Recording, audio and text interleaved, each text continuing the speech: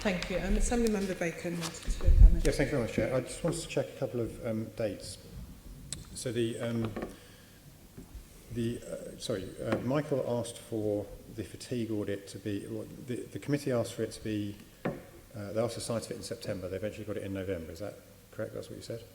It was published in September. Yeah. So it was published, but it was published just after the SSHR meeting. There's a strange thing happens when you're on the board of TfL, that a lot of quite important reports get published just after board meetings. So we had discussed it in September and all agreed that it was a key piece of evidence that would give insight into and it was just important because there'd been the Victoria Derbyshire programme, etc., etc. So there was a whole stream of fatigue-related incidents. So we talked about fatigue at every panel meeting, and clearly this was going to be a body of evidence that was absolutely critical for ourselves as SSHR panel, but also for the investigations. Okay. To run through the other dates, I've scribbled down while you were both speaking.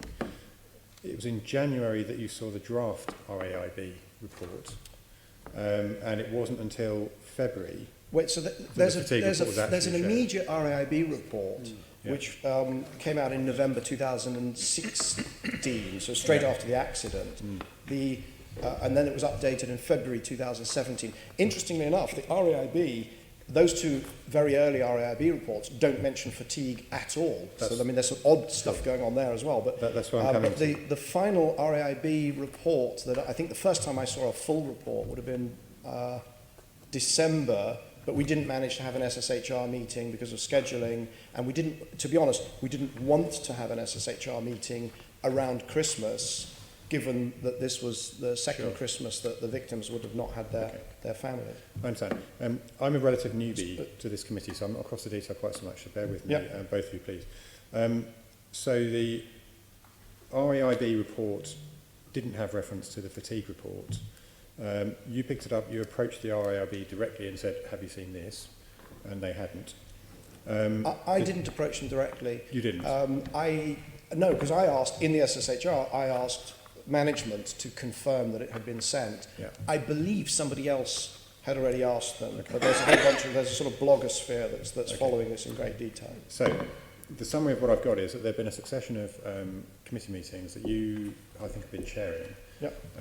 The issue of fatigue had been raised repeatedly. The RAIB report was published and didn't mention it, and they clearly hadn't seen it. The Deputy Mayor, when she was answering the question, said that she gave a reason for that, which is that it hadn't been minuted at the meeting. My understanding, and this is where I'm sketchy on the detail because I wasn't on the committee at the time, is that there were the primary suspicion of the cause of the accident was driver fatigue.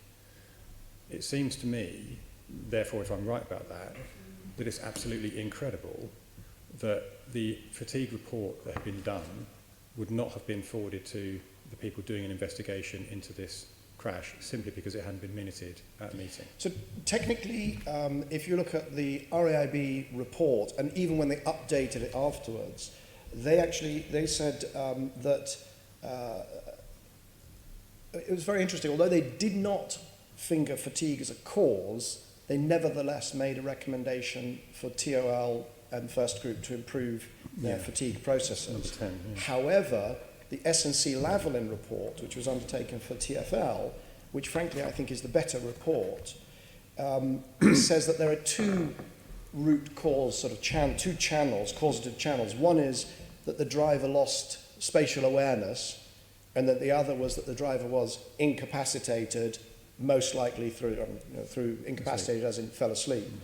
So the SNC Lavalin does say that it's one of two possible causes.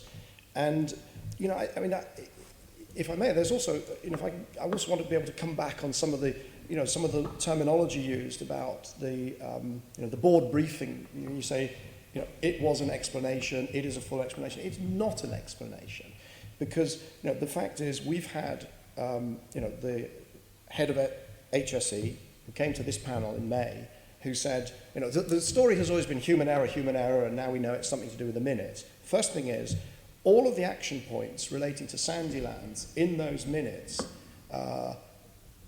maybe not quite all, but the vast majority were not assigned to anybody from HSE. They were assigned to Leon Daniels. And we need to talk also about, going on in parallel with this, I was raising concerns very privately with the Commissioner about conflict of interest of senior executive in the line management of the tram being involved in the public relations, in the investigations, in the interaction with the investigating bodies. I didn't think that was appropriate, and I raised it, and it was dismissed out of hand. So that person's getting the action points that we talk about, are being routed, apparently, and we do not know, because we haven't got access to the kind of secretariat notes following that meeting. We don't know who was taking action points and how they were divided up. So the line from that we've had so far has been human error, which is not an explanation. Human error is a categorization. The report on the 24th of July 2018 briefing that purported to explain this didn't actually say which human. And when the head of HSE came here in May to talk about this incident, she said something very interesting. She said, in her, sitting probably in this very chair, she said that the responsibility to send out IA 17-780 had fallen between people. Now, I'm sorry, but I think it's really important. It could not be more important to know which people, who was supposed to send it, particularly when there's this background of a board member, and by the way, not just me, other board members. We had a discussion about the propriety of the handling of this potential conflict of interest. And in that situation, not to know which human was going to send it and what the other, who thought who was going to send it. And there is in that board briefing note, there's no evidence of any actual investigation.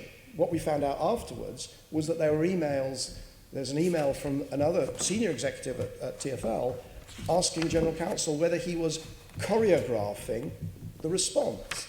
I mean, I don't think it's appropriate. I didn't spend all my time on that board going through that process and expect to have responses to me choreographed. I expected them to be investigated and answers given. And I'm sitting here still, 2 years later, 2 years after raising those concerns, I don't think we got the answers. I got a whole list of questions. I got 20 questions. And the questions, as I say, we seem to be getting more, not less, when we see what happened between drafts of that report.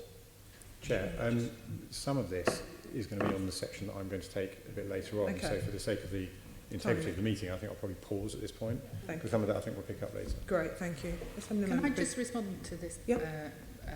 point that Michael makes about the word choreographing, which he has seen in an email? I think Michael has also seen the response that the General Counsel, Howard Carter, sent to that email.